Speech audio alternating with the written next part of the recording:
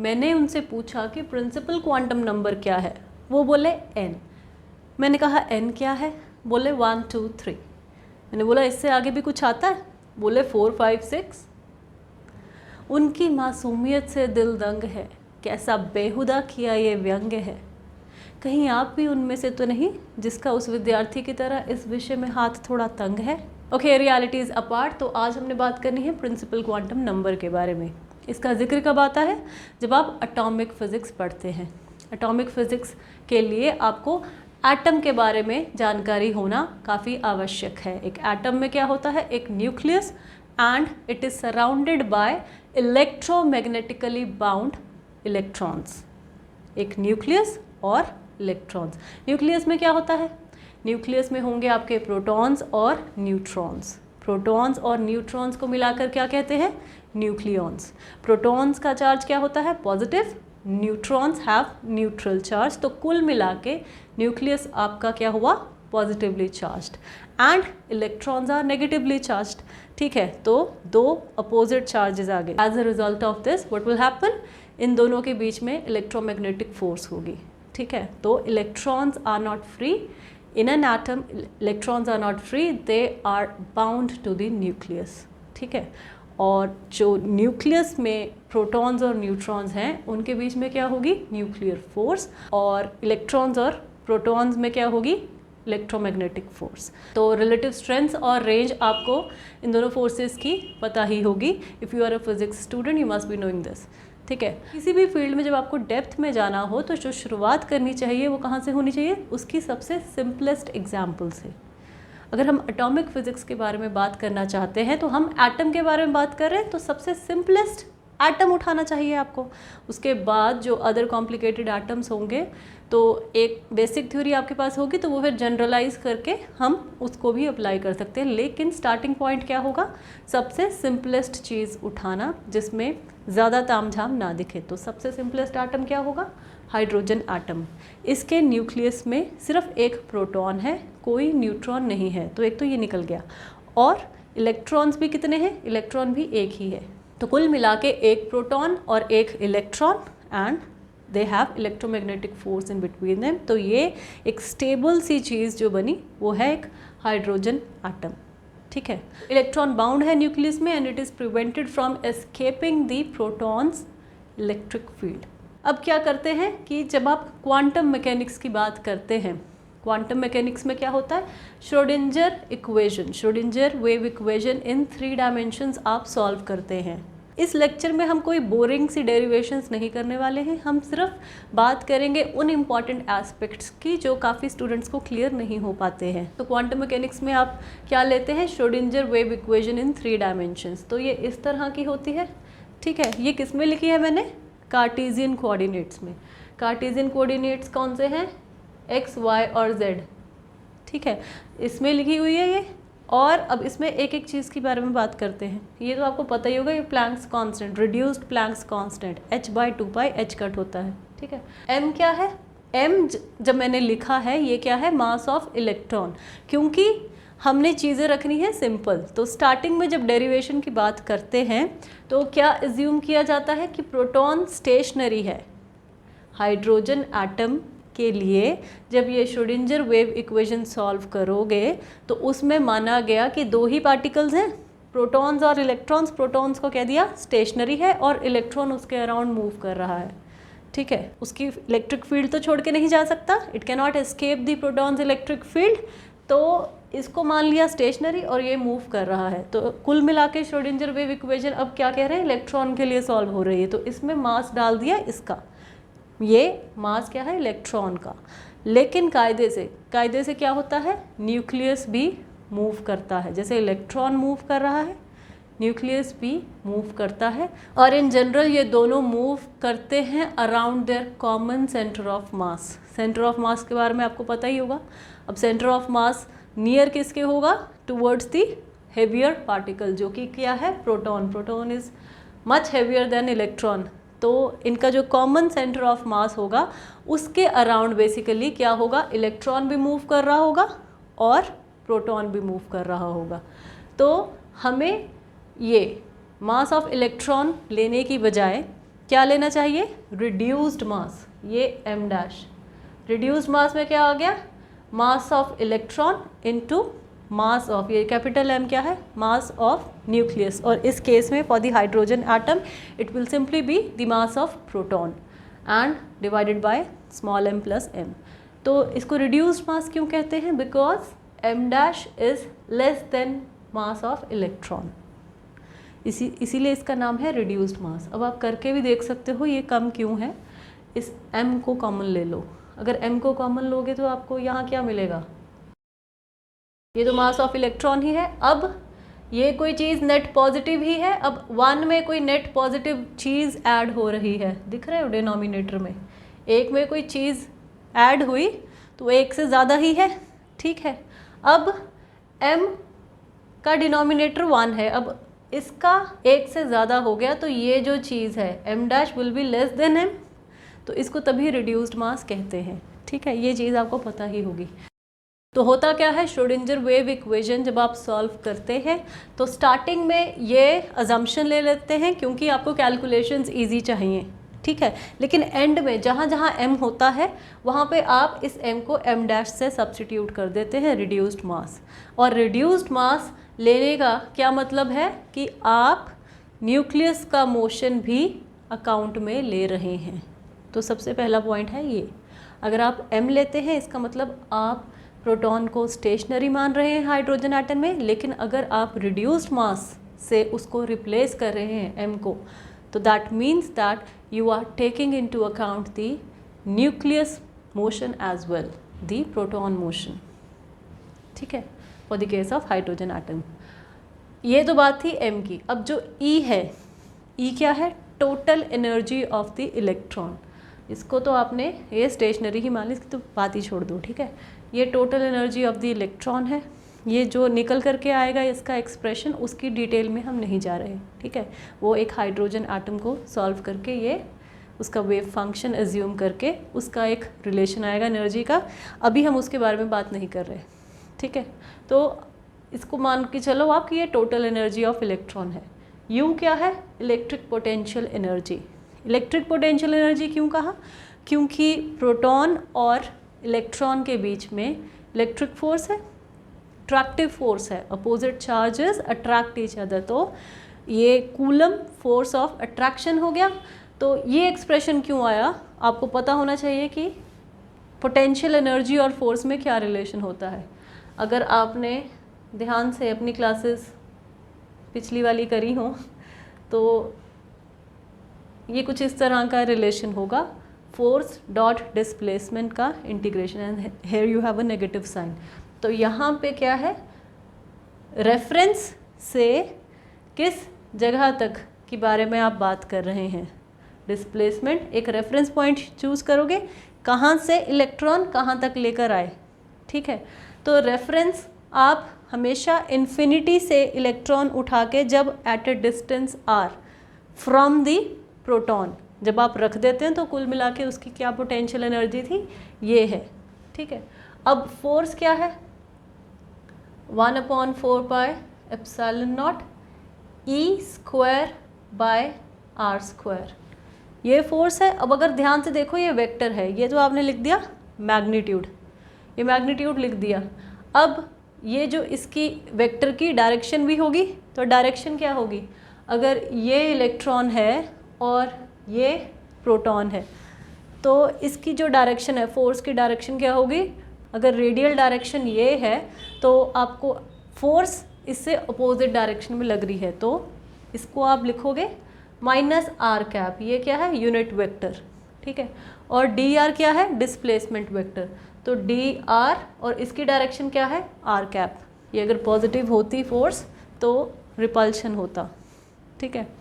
अब ये माइनस और माइनस साइन यहाँ पे कैंसिल हो जाएगा और ये unit vector dot same unit vector क्या हो जाएगा, 1। तो अब आपको सिंपल इंटीग्रेशन क्या है, इसको जब आप इंटीग्रेट करोगे तो क्या आएगा, -E² 4 pi epsilon not r, ठीक है। और इंटीग्रेशन की लिमिट्स के बारे में अगर मैं बात करूं तो रेफरेंस क्या है कि इन्फिनिटी से आर पोजीशन तक आपको इलेक्ट्रॉन को लेके आना है नियर द न्यूक्लियस, तो इन्फिनिटी से आर, ठीक है। तो यहाँ पे 4πε0 आर को इन्फिनिटी से आर, तब आर की वैल्यू अगर आप डालोगे तो यही चीज़ आ जाएगी, और यहाँ पे इन्फिनिटी पे आप रेफरेंस मान के चलते हो कि पोटेंशियल क्या हो जाएगा, ज़ीरो। अब यहाँ पे अगर वैल्यू डालोगे तो ज़ीरो होगी, तो आपको पोटेंशियल, इलेक्ट्रिक पोटेंशियल की वैल्यू पता चल गई है। ये नेगेटिव होना ये भी बताता है कि बाउंड स्टेट है एक तरह से। तो यहाँ तक आपको ये समझ आ गया। अब ये जो साई है ये है वेव फंक्शन। अब नेक्स्ट चीज़ हम क्या करते हैं, Schrodinger wave equation Cartesian coordinate से हम कर देते हैं स्फेरिकल पोलर कोऑर्डिनेट्स में। आई होप आपको पता होगा आर, थीटा एंड फाई ये क्या होते हैं, ठीक है। इसकी डिटेल में मैं नहीं जा रही, तो ये लगी एक वीडियो बन जाएगा वरना, ठीक है। तो कार्टेशियन से स्फेरिकल पोलर कोऑर्डिनेट्स में आप जा रहे हो, और ये चीज़ क्यों करते हो, बिकॉज ये स्फेरिकल सिमेट्रिक प्रॉब्लम है। This problem is spherically symmetric, और ये जो कोऑर्डिनेट्स हैं अगर आप ट्रांसफॉर्म कर दोगे ये वाली इक्वेशन, तो जो रिजल्ट्स होंगे that would be more appropriate as compare to this, ठीक है। तो प्रॉब्लम के अकॉर्डिंग आप ये जो अपना कोऑर्डिनेट सिस्टम है वो चूज़ करते हैं। अगर स्फेरिकल सिमेट्री हो किसी प्रॉब्लम में, तो उस केस में स्फेरिकल पोलर कोऑर्डिनेट्स एम्प्लॉय करना ज़्यादा बेटर हो जाता है एज़ कंपेयर टू दिस। तो आप अपना जो वेव फंक्शन है वो आप ये चूज़ कर लेते हैं, इनका product r, theta and phi. तो इसको क्या है, ये क्वांटम मैकेनिक्स के बारे में मैंने बात करी। तो इसको जब आप सॉल्व करते हो इस सारी को, तो आपको 3 क्वांटम नंबर्स मिलते हैं, ठीक है। इस इक्वेशन को यहाँ कन्वर्ट किया, जब सॉल्व किया आपको 3 क्वांटम नंबर्स मिलते हैं। कौन से, principal, angular momentum and magnetic. अब अगर मैं बात करूँ तो प्रिंसिपल क्वांटम नंबर, ये इसको डिनोट किससे करते हैं, एन से, और ये वैल्यूज़ क्या ले सकता है 1 2 3 so on up to n, जहाँ तक इसने जाना है, ठीक है। अब जो एंगुलर मोमेंटम है, angular momentum it is dependent, जो ये वैल्यूज़ लेगा it is dependent upon the principal quantum number. तो अगर n की वैल्यू 1 है तो l क्या होगा 0, इसकी 2 है 0 और 1, 3 में ये। तो कायदे से अगर आप देखा जाए तो l की वैल्यू कहाँ तक जा रही है 0 1 2 सो ऑन अप टू जितनी ये वैल्यू है n की उससे एक कम। और फिर ये जो l स्टेट्स हैं इसको आप डेजिग्नेट कर देते हैं इन स्मॉल लेटर अल्फ़ाबेट्स से। कौन से, S P D F। l is equal to 0 को आप S से डिनोट कर दोगे, 1 को P से और 2 को D से, ठीक है। तो ये तो होगी इनकी डेजिग्नेशंस। फिर हम बात करेंगे मैग्नेटिक क्वांटम नंबर की। Now depending upon the values that L is taking, magnetic quantum number can take values from -L to L in integer steps. अगर L 0 है, दूसरा कलर यूज़ कर लेते हैं, अगर L 0 है, मैग्नेटिक क्वांटम नंबर की वैल्यू क्या है 0, ठीक है, क्योंकि ये वैल्यूज़ ये ले 0 का 0 कहाँ जाएगा आगे पीछे, ठीक है। अगर L की वैल्यू 1 है तो मैग्नेटिक क्वांटम नंबर क्या आएगा -1 0 एंड 1, ठीक है। 2 के लिए ये, तो इतनी तो अगर आपने बेसिक फिज़िक्स पढ़ी है, चाहे ऊपर से भी पढ़ी है, इतना तो मेरे ख्याल से आना ही चाहिए, ठीक है। नहीं आता तो फिर ये तो लेक्चर ही तुम्हारे किसी काम का नहीं है, ठीक है। तो ये वैल्यूज़ होंगी मैग्नेटिक क्वांटम नंबर की। लेकिन आज की वीडियो में हमने कॉन्सेंट्रेट करना है सिर्फ और सिर्फ प्रिंसिपल क्वांटम नंबर के ऊपर, ठीक है। इन दोनों को आप भूल जाओ फिलहाल। तो will be talking about only this principal quantum number in today's video. And in order to analyse this, इसका अगर आपको फिज़िकल सिग्निफिकेंस और इम्पोर्टेंस समझनी है तो इसके अतीत में जाना होगा, इसके अतीत में जाना होगा। तो हमें बात करनी होगी किसकी, क्लासिकल मॉडल ऑफ एटम की। ये तो क्वांटम मैकेनिक्स सबसे एंड में आया। जब शुरुआत करी हमने एटम को समझने के लिए, तो सबसे पहला मॉडल जो हमने सोचा कि एटम कैसा बना होगा, तो वो मॉडल क्या है, classical model of the atom. तो क्लासिकल मॉडल ऑफ एटम क्या कहता है कि जिस तरह से प्लैनेट्स सन के अराउंड घूमते हैं, उसके चक्कर लगाते हैं, तो उसी तरह इलेक्ट्रॉन्स घूमते हैं किसके अराउंड, न्यूक्लियस के, ठीक है। बस फ़र्क इतना है कि जो इन्वर्स स्क्वायर फोर्स जो इस केस में है वो क्या है, ग्रेविटेशनल फोर्स, और इस केस में क्या है, वो इलेक्ट्रिक फोर्स, ठीक है। तो इन्वर्स स्क्वायर फोर्स क्यों? क्योंकि inversely proportional to r square है, जो दोनों के बीच में डिस्टेंस होगा, ठीक है। अब ये मॉडल क्या कहता है कि ये जो न्यूक्लियस है यहाँ पे भी पहले इसे स्टेशनरी ही माना गया, जो डेरिवेशन है उसमें आप इसको स्टेशनरी मान रहे हो। तो हाइड्रोजन के केस में इस प्रोटॉन को आपने माना स्टेशनरी और इलेक्ट्रॉन इसके सर्कुलर ऑर्बिट में चक्कर लगा रहा है, ठीक है। तो कोई अजम्पशन जो ली है सर्कुलर ऑर्बिट के लिए, इसकी जगह आप इलिप्टिकल ऑर्बिट भी एज्यूम कर सकते थे, लेकिन for keeping the things simple और डेरिवेशन आपको थोड़ा सा इजी लगे तो ये इन्होंने स्टार्टिंग में सर्कुलर मान लिया। तो अगर आप एंड में देखेंगे सर्कुलर से भी ज़्यादा कोई फ़र्क नहीं पड़ा इसमें। अब now since the electron is moving in a circular orbit, तो क्या होगा? सेंट्रीपिटल फोर्स होगी। जो सेंट्रीपिटल फोर्स है which is keeping this electron in a circular orbit around this proton at a distance r is provided by the coulomb force of attraction, ठीक है। तो ये और ये फोर्सेस होगी इक्वल। ये जो चीज़ है यही प्रोवाइड करी, इसको ऐसे ऐसे घूमने में कौन हेल्प कर रहा है? एक ही फोर्स लग रही है, वो है ये। तो इन दोनों को आपने इक्वल कर दिया और यहाँ से you will be getting the expression for the speed, वो ये आ गई, ठीक है। तो काइनेटिक एनर्जी क्या होगी? हाफ एम वी स्क्वायर, और जो वी की वैल्यू है आप यहाँ से डालेंगे इसमें, इस एक्सप्रेशन में। और पोटेंशियल एनर्जी क्या है? यहाँ पे भी आपने देखा था नेगेटिव थी, और इस केस में भी मैंने डायरेक्टली क्या लिख दी, ये कैसे आई आपको पता ही है, ठीक है। ये वही चीज़ है। और जो टोटल एनर्जी होगी that will be the sum of kinetic and potential energy.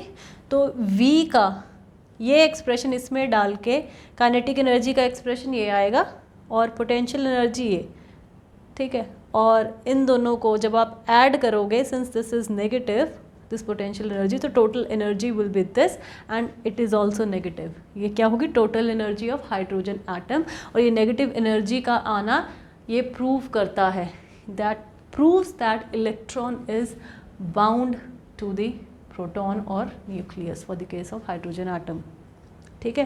ये बाउंड स्टेट में है, ये नेगेटिव है। अगर एनर्जी नेगेटिव नहीं होती, ग्रेटर देन ज़ीरो होती, दैट सिंपली मीन्स कि इलेक्ट्रॉन बाउंड स्टेट में नहीं है और आप एक एटम को इमेजिन नहीं कर सकते, और इलेक्ट्रॉन फिर सर्कुलर ऑर्बिट में प्रोटॉन के अराउंड नहीं घूम रहा। तो एनर्जी नेगेटिव ही होनी चाहिए if you are expecting the electron to be in a bound state, ठीक है। अब ये तो था for the case of electron around the nucleus. If you are interested for the case of planet around the sun, तो उस केस में क्या होगा? You will be using this force, gravitational force. यहाँ पे जी क्या है? Gravitational constant. कैपिटल एम क्या होगा? जो बड़ी बॉडी है, सन है, उसका मास। और ये क्या होगा? प्लैनेट का। और इन दोनों के जो बीच का डिफरेंस होगा, डिफरेंस नहीं डिस्टेंस होगा, वो क्या होगा? आर। तो ये ग्रेविटेशनल फोर्स। तो इसी तरह से ही हम इसको सॉल्व करेंगे। अगर मैं बात करूँ इसकी, तो centripetal force for the case of planet around the sun will be provided by the gravitational force. तो अब इस केस में हम इन दोनों को इक्वल कर देंगे। तो मेरे पास क्या आएगा? ये m यहाँ से कटा और v का जो एक्सप्रेशन है वो आएगा simply root g capital M by r, ठीक है। ये आ गया यहाँ पे v। और काइनेटिक एनर्जी इस केस में क्या हो जाएगी? Kinetic energy will be half m इसका square g capital M by r। और potential energy for this case, potential energy क्या होगी? इसी तरह ही निकालोगे। दैट इज़ यहाँ पे जो फोर्स आएगी ये वाली रख दो, रख के देखो क्या आएगी? GM by r square. अब यहाँ पे आप ये देखो कि जो फोर्स है, अगर ये सन है और ये प्लैनेट पे जो फोर्स लग रही है, प्लैनेट पे जो सन की वजह से फोर्स लग रही है, वो ग्रेविटेशनल फोर्स इस डायरेक्शन में है, ठीक है। अगर आप कोऑर्डिनेट्स के बारे में बात करें, स्फेरिकल पोलर कोऑर्डिनेट्स में, अगर आप रेडियल डायरेक्शन यूनिट वेक्टर की अगर उसकी बात करें तो वो क्या होगा? R cap. तो वो अगर आप इस डायरेक्शन में एज्यूम करें आर कैप, तो आप देख रहे हैं कि माइनस आर कैप जो है that is the direction of this gravitational force, because ये फोर्स ऑफ अट्रैक्शन है, ये अपनी तरफ खींचती है, दूर नहीं करती। तो ये आ गया। और जो डी आर है डिस्प्लेसमेंट वेक्टर, वो क्या होगा, उसका मैग्नीट्यूड डी आर है और उसकी जो बाय डिफ़ॉल्ट आप डायरेक्शन ले रहे हो रेडियल डायरेक्शन ही है, that is plus r cap. तो ये नेगेटिव साइन फिर से कैंसिल हो जाएगा यहाँ पे इसके साथ, क्योंकि यहाँ पे माइनस है ऑलरेडी। तो ये भी क्या आ जाएगी, integration of G M m, ये डॉट प्रोडक्ट है तो r cap dot r cap 1 हो जाएगा। तो सेम ही डायरेक्शंस हैं ये दोनों। तो ये जब चीज़ आई तो आपको क्या मिल जाएगा, minus G M m by r. और अगर मैं लिमिट्स के बारे में बात करूं, अब अगर मैं रेफरेंस मानूं कि इन्फिनिटी से मैं इस प्लैनेट को उठा के एट अ डिस्टेंस आर रख रही हूँ, इन्फिनिटी से प्लैनेट को उठा के यहाँ पे रखूँ, तो उसकी वजह से जो एनर्जी आएगी वो हमने बेसिकली सॉल्व की है, वो है इसकी पोटेंशियल एनर्जी। तो इन्फिनिटी से इसको आर पे लेना है, इन्फिनिटी से आर। तो जो वैल्यूज़ मैं डालूँगी, तो जो आर की वैल्यू मैं डालूँगी वो क्या आ जाएगी, ये पोटेंशियल एनर्जी इस केस में मुझे आ जाएगी minus G M m by r. ठीक है, ये आ गई। और इन्फिनिटी पे फिर से 0। तो पोटेंशियल एनर्जी फिर से नेगेटिव आना शो करता है कि प्लैनेट अपनी ऑर्बिट से बाहर नहीं निकल सकता, बाउंड है, सन के अराउंड बाउंड है। तो जैसे इलेक्ट्रॉन बाउंड था उसी तरह से ये है। तो आपको पोटेंशियल एनर्जी मिली ये और काइनेटिक एनर्जी मिली ये। ठीक है, तो अब इन दोनों को जब आप ऐड कर दोगे, जब इन दोनों को ऐड कर दोगे तो आपको टोटल एनर्जी जो मिलेगी वो क्या आएगी, ये है पोटेंशियल एनर्जी और काइनेटिक एनर्जी क्या है, तो टोटल एनर्जी आपकी क्या आएगी, again negative for the case of planet. तो यहाँ पे आपने देखी ये एनर्जी थी total energy for the case of this, और ये आ गई इस केस के लिए। तो यहाँ पे भी एनर्जी नेगेटिव होने का मतलब यही है कि प्लैनेट बाउंड है एक सर्कुलर ऑर्बिट में around the sun and it can not escape that orbit. तो ये एक्सप्रेशन आपको सिमिलर से दिख गए दोनों के, दिस एंड दिस। ठीक है, अब जब आप प्लैनेटरी मोशन कंसीडर करते हो इस तरह का, तो इस केस में दो चीज़ें कंजर्व होके आपको निकल के आती हैं। कोई क्वांटिटी कंजर्व होने का क्या मतलब है, whenever we say that a quantity is conserved, that simply means that that quantity is maintaining a constant value at all times।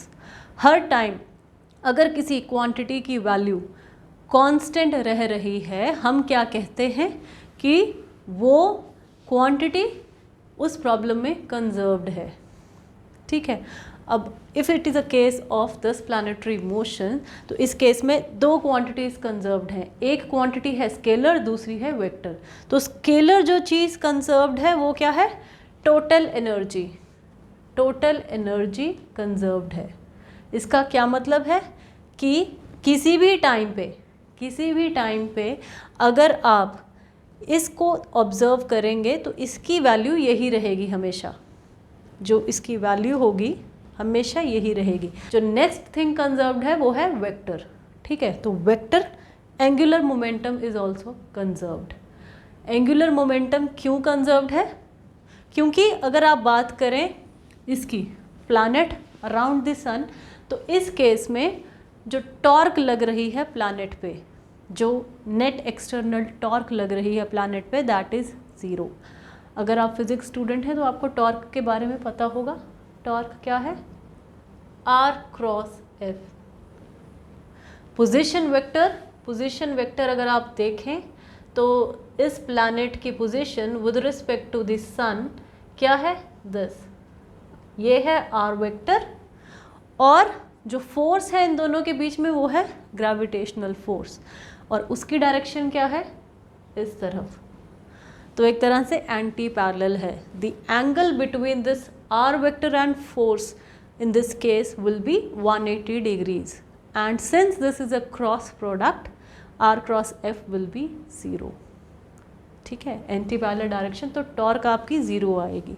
और जो दूसरा एक्सप्रेशन टॉर्क का है वो क्या कहता है, this is equal to the rate of change of angular momentum dl/dt। तो अगर ये चीज़ ज़ीरो है, this means this is also torque, this is also zero. And if something is not changing with time, if something is not changing with time, this means that it is maintaining constant value because time के साथ उसका कोई लेना देना नहीं है, कोई value change नहीं हो रही। this means that L is conserved। अगर मैं d/dt of किसी quantity को ज़ीरो कर रही हूँ, इसका मतलब क्या है कि टाइम के साथ वो चेंज नहीं हो रही, this means this L is conserved। और L क्या है, angular momentum। Another point to be noted over here is that since this is a vector, it will be having magnitude as well as direction. So if you are conserving a vector,